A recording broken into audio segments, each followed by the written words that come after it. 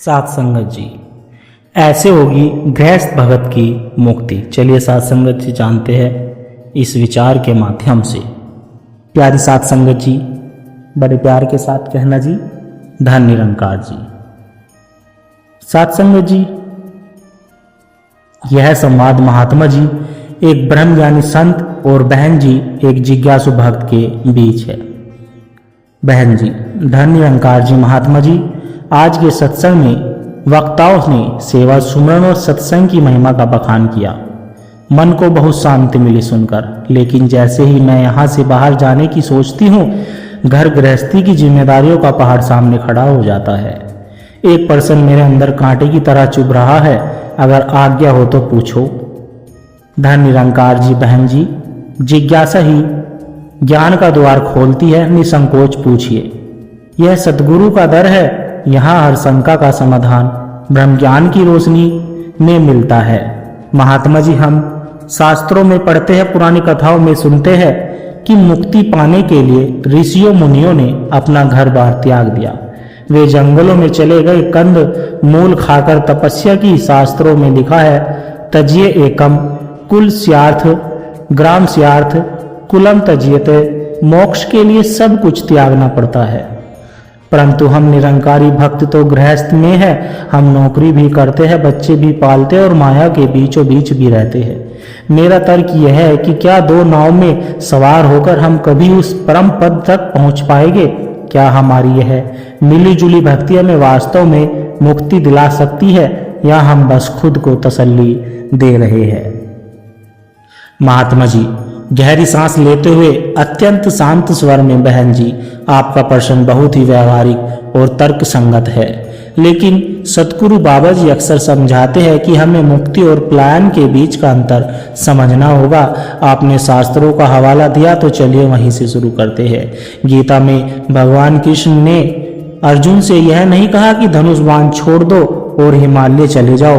उन्होंने कहा, तस्मात् असाक्त सततम कार्यम कर्म समाचार, अर्थात असाक्ति को छोड़कर कर्तव्य करो। बहन जी, समस्या गृहस्थ नहीं, समस्या गृहस्थ ही है। संपूर्ण अवतार वाणी में सहंसा जी ने बहुत सुंदर फरमाया कि गृहस्थ में रह के तप कमाना, यह है असली शान। कहे अवतार, इसी को कहते हैं पूर्ण इंसान। जंगल में जाकर ही ईश्वर मिलता तो पशु पक्षी तो सदा जंगल में ही रहते हैं। क्या वे मुक्त हो गए? नहीं।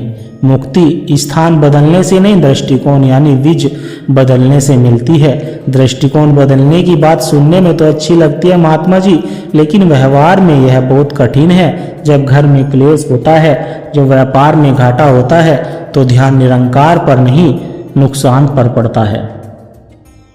माया हमें अपनी हजार भुजाओं में जकड़ लेती है। कबीर जी और रविदास जी जैसे महान संत तो विरले थे, हम साधारण इंसान उस अवस्था को कैसे पा सकते हैं?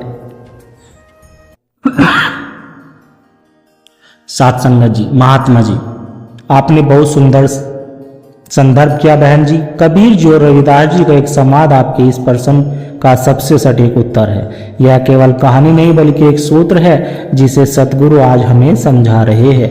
एक बार संत रविदास जी के मन में भी यह प्रश्न उठा था कि वे कबीर साहब के पास गए, जो स्वयं एक गृहस्थ थे, कपड़ा बुनते थे, बाजार में बेचते थे। रविदास ने पूछा, कबीर, यह भोले भक्त सत्संग में तो तू ही निरंकार जपते हैं, लेकिन घर जाते ही माया में डूब जाते हैं। क्या गृहस्थ की साधना कभी पूर्ण होगी?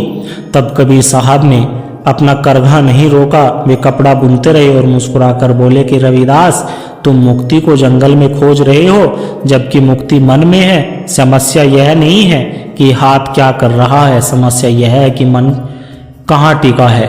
और फिर कबीर जी ने वो महाकाव्य कहा जो आज हम निरंकारी महात्माओं के लिए जीवन का आधार होना चाहिए। हाथ काम मुख राम, हाथ काम मुख राम, हे हृदय साची प्रीत, कहे कबीर तदास सो कभू ना माने हित। अर्थात हाथ क्रम कर रहे हो और मुख प्रभु का नाम ले रहा हो और हृदय में यह भाव हो कि यह सब इस निरंकार का है। हाथ काम मुख राम, यह रटने में तो आसान है महात्मा जी, लेकिन तर्क यह है कि मन एक समय में एक ही जगह हो सकता है विज्ञान भी कहता है कि हम मल्टीटास्किंग नहीं कर सकते। जब मैं अपने बच्चों को पढ़ा रही हूँ या ऑफिस की फाइल देख रही हूँ तो मेरा 100% ध्यान वहाँ होता है। उस वक्त निरंकार कैसे याद रहेगा? क्या यह पाखंड नहीं हो जाएगा कि काम दुनिया का कर रहे हैं और दिखावा भक्ति का? बहुत सुंदर तर्क बहन जी। यहीं पर हम ब्रह्म ज्ञान की सूक्ष्मता को समझना होगा। बहन जी, ध्यान देना और एहसास रखने में फर्क है। एक उदाहरण देखिए, एक माँ अपने बच्चे को सुला रही है, साथ में वह स्वेटर भी बुन रही है और टीवी पर समाचार भी सुन रही है। उसके हाथ चल रहे हैं, कान समाचार सुन रहे हैं, लेकिन उसके मन के एक कोने में हर पल यह एहसास बना हुआ है कि मेरा बच्चा सो रहा है, कहीं वो जाग ना जाए। उसे यह बार बार जपना नहीं पड़ता, यह उसके सबकॉन्शियस यानी अवचेतन में बस गया है। ठीक इसी तरह सदगुरु हमें यह नहीं कहते कि ऑफिस में काम करते वक्त आप आंखें बंद करके समाधि लगा ले, नहीं। सदगुरु कहते हैं सुमरन का अर्थ है एहसास। जब आप ऑफिस में फाइल साइन करते हो तो यह भाव यानी एहसास हो कि यह कलम चलाने की शक्ति भी इस निरंकार ने दी है, मैं केवल एक निमित्त यानी इंस्ट्रूमेंट हूँ। उपनिषदों में कहा गया है कि ईसा वास्य मदम सर्वम, यहाँ सब कुछ ईश्वर का आवास है। जब आप यह मान लेती है कि घर निरंकार का है, बच्चे निरंकार की अमानत है और मैं केवल एक केयर टेकर यानी ट्रस्टी हूँ, तो फिर त्याग की जरूरत नहीं रह जाती, क्योंकि जो चीज आपकी है ही नहीं उसे आप त्यागोगे कैसे? त्याग तो उसका होता है जिस पर हम ममतत्व यानी मेरापन रखते हैं। बहन जी, गहरी सोच में डूबते हुए यानी आप कह रहे हैं कि मुझे घर छोड़ना नहीं, बल्कि घर के प्रति जो मेरापन है उसे छोड़ना है। ट्रस्टीशिप का भाव, यह तर्क तो समझ में आता है, लेकिन महात्मा जी जब हम व्यवहार में उतरते हैं, मान लीजिए कोई ग्राहक दुकान पर आया है, ऑफिस में बॉस ने डांट दिया है, उस क्षण क्रोध आता है, लोभ आता है, उस वक्त यह ट्रस्टी वाला भाव गायब हो जाता है और मैं यानी वो सामने आ जाती है। उस मोमेंट ऑफ एक्शन में हम निरंकार से कैसे जुड़े रहे? बिल्कुल सही पकड़ा आपने बहन जी। यही वह बिंदु है जहाँ 99% भक्त अटक जाते हैं। ज्ञान सुन लेना आसान है, उसे जीना कठिन है। कबीर साहब ने रविदास जी को एक अद्भुत रहस्य बताया था, जिसे हम दृष्टि का रूपांतरण यानी ट्रांसफॉर्मेशन ऑफ विज कहते हैं। कबीर जी ने कहा था कि जब कोई दुकानदार दुकान पर बैठता है तो वह केवल लाभ हानि देखता है, इसलिए वह माया में है। लेकिन अगर वह यह सोचे कि मेरी दुकान पर जो ग्राहक आया है वह भी इसी राम यानी निरंकार का रूप है, मैं उसे सामान नहीं दे रहा हूँ, मैं प्रभु की सेवा कर रहा हूँ, तो उसका सामान बेचना भी पूजा बन जाएगा। संपूर्ण अवतार वाणी में आता है कि कहे अवतार यही है भक्ति, हरदम इसका ध्यान रहे, चलते फिरते खाते पीते अंग संग यह भगवान रहे। आपको अपने कर्म को पूजा में बदलना है। देखिए बहन जी, पानी में कमल रहता है, वह पानी के बीच है, पानी से ही पोषण लेता है, लेकिन पानी की बूंद उस पर टिकती नहीं। जैसे जल में कमल निराला, ऐसे बांधे की है माला। सतगुरु हमें वाटर प्रूफ बनाना चाहते हैं। संसार में रहो पर संसार को अपने अंदर आने मत दो। बहन जी, चेहरे पर चमक के साथ संसार में रहो पर संसार को मन में आने मत दो। यह बात अब थोड़ी स्पष्ट हो रही है, मतलब मुझे भागना नहीं, बस भीगना है। परंतु परमात्मा जी, एक आखिरी अड़चन है इस पहले पड़ाव में। तर्क यह है कि महात्मा जी, अगर मैं कोशिश करूं कि मुझे अहंकार नहीं करना या मुझे विनम्र बनना है, तो यह कोशिश कर कौन रहा है? यह भी तो वही मैं ही है ना, जैसे चोर ही पुलिस की वर्दी पहनकर खुद को ढूंढ रहा हो।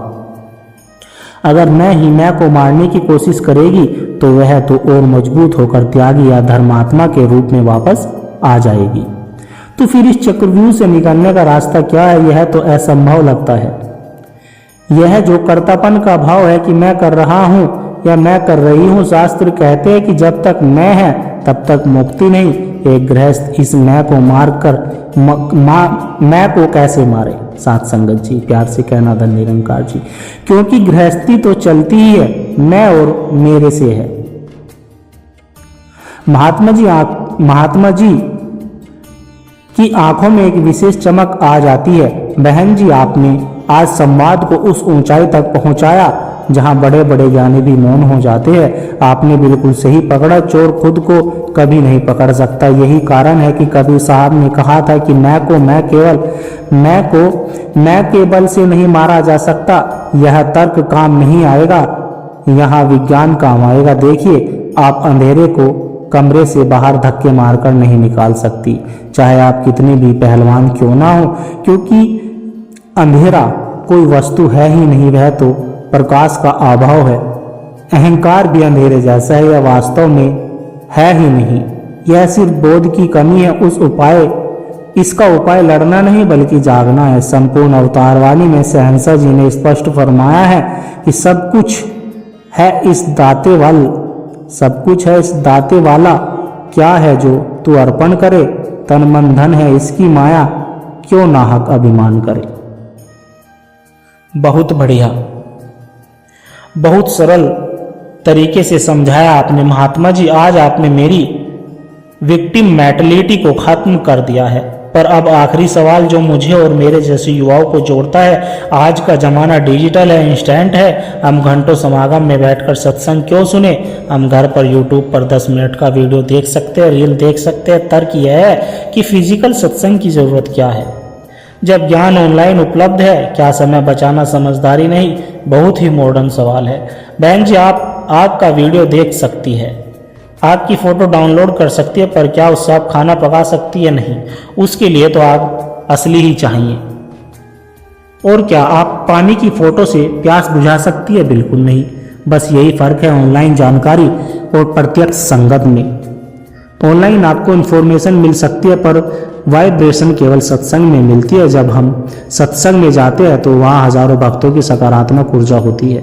वहाँ हम सिर्फ सुनते नहीं, हम महसूस करते हैं। जैसे मोबाइल को चार्जर से कनेक्ट करने के लिए प्लग में लगाना पड़ता है, दूर से चार्जिंग नहीं होती, वैसे ही अपनी आत्मा को चार्जर करने के लिए संगत के माहौल में शरीर को ले जाना पड़ता है। कबीर साहब कहते, कबीर संगत साध की जो गधी की बांस, जो कुछ गधी दे नहीं तो भी बांस सुबास। इत्र बेचने वाला चाहे इत्र ना भी दे, उसके पास बैठने से ही खुशबू आ जाती है।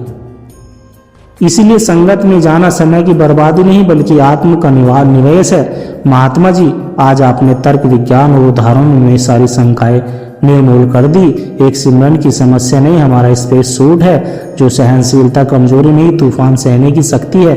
3 दुख सजा नहीं, ट्रस्ट की परीक्षा है। और 4 संगत इन्फॉर्मेशन नहीं, ट्रांसफॉर्मेशन का जरिया है।